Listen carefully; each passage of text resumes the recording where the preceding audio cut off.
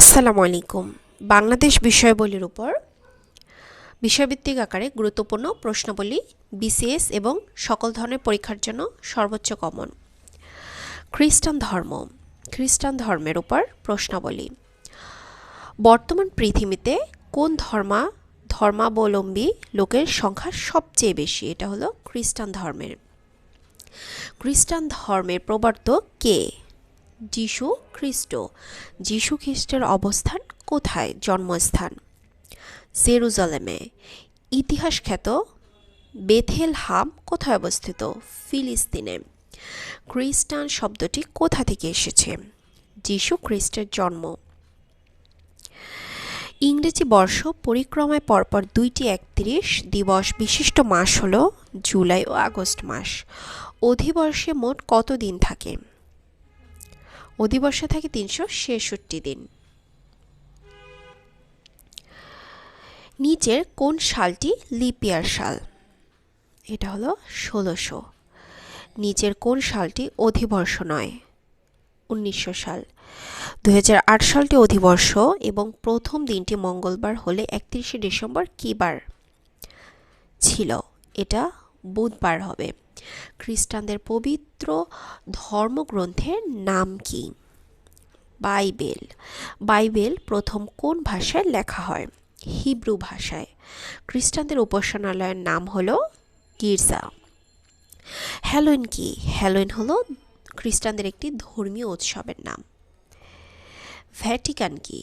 Vatican হলো Catholic ধর্মীয় রাষ্ট্র ব্যবস্থা। খ্রিস্টান জগতের শ্রেষ্ঠ ধর্মগুরু পোপ কোন দেশে বাস করেন? ভ্যাটিকান সিটিতে। ভ্যাটিকান কি? ভ্যাটিকান হলো পোপের পীঠস্থান। ভ্যাটিকান কোন শহরের পাশে অবস্থিত? রোমের পাশে। সুইস গার্ড কার নিরাপত্তা বিধান করে? পোপের। মার্টিন লুথার একজন কি ছিলেন? ধর্ম সংস্কারক ছিলেন। মার্টিন লুথার কিং এর অনুসারীদের কি বলা হয়? প্রোটেস্ট্যান্ট। এরপরে হলো ইহুদি ধর্মের উপর গুরুত্বপূর্ণ প্রশ্নাবলী। ইহুদিদের ধর্মগ্রন্থের নাম কি? Old testament. সিনাগগ কাদের ধর্মীয় উপাসনালয়? ইহুদিদের। কোন ধর্মের ধর্মযাজককে র্যাবাই বলা হয়? ইহুদি ধর্মের ধর্মযাজককে। পৃথিবীতে সবচেয়ে বেশি ইহুদি বাস করে কোথায়? ইসরায়েলে। ওয়েলিং ওয়েল কোথায় অবস্থিত? এটা জেরুজালেমে অবস্থিত, বা একে কোটেলও বলা হয়। কোটেল কোথায় অবস্থিত? বা প্রশ্ন আসতে পারে ওয়েস্টার্ন ওয়েল কোথায় অবস্থিত? বা প্রশ্ন আসতে পারে সলোমনের প্রাচীর কোথায় অবস্থিত? প্রশ্নগুলো কিন্তু ভালো মতো দেখে নেবেন, ঘুরিয়ে পেঁচিয়ে কিন্তু প্রশ্নগুলো আসতে পারে। এটার উত্তর হবে জেরুজালেম। কোন শহরকে মুসলমান, খ্রিস্টান ও ইহুদি সকলেই পবিত্র জ্ঞান মনে করে? জেরুজালেমকে। জেরুজালেম শহরটিকে মুসলমান, খ্রিস্টান, ইহুদি এবং সকল ধর্মের মানুষই পবিত্র জ্ঞানের জায়গা হিসাবে মনে করে।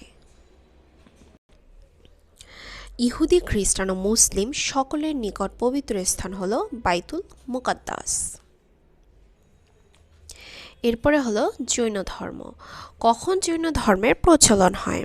বৈদিক যুগে। জৈন ধর্মের সর্বমোট প্রচারক হলো 24 জন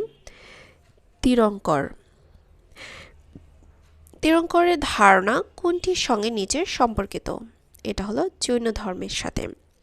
জৈন ধর্মের প্রবর্তক হলো মহাবীর। জৈন ধর্মের সর্বশেষ প্রচারক কে ছিলেন? মহাবীর।